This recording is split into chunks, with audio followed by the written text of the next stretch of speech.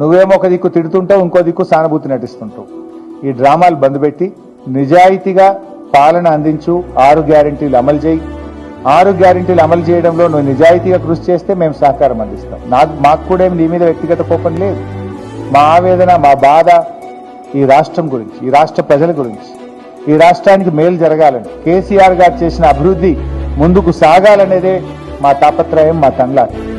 కానీ నువ్వు రాష్ట్రం ఏమన్నా కానీ నేను బాగుంటే చాలు అనే పద్ధతుల్లో అహంకారంతో నువ్వు ఈ రాష్ట్రాన్ని భ్రష్టు పట్టిస్తున్నావు.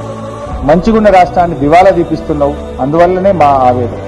సో మా పోరాటం ఈ రాష్ట్ర ప్రజల కోసం, మా తండ్లాట తెలంగాణ రాష్ట్ర బాగు కోసం తప్ప ఇంట్లో వ్యక్తిగత పంచాయతీలు లేవు. నువ్వు ఇట్లా ఈ అబద్ధాలు, తొండి మాటలు మాట్లాడితే నేను వదిలిపెట్టాం. బిడ్డ, నువ్వు ఒక్కటి మాట్లాడితే 2 మాట్లాడతాను. నేను ధీటుగా నీకు సమాధానం చెప్తాం. ఇవాళ ప్రెస్ మీట్లలోనే కాదు, రేపు ప్రజాక్షేత్రంలో కూడా వెళ్తాం. ప్రజల్లో కూడా నేను ఎండగడతాం. తస్మాత్ జాగ్రత్త.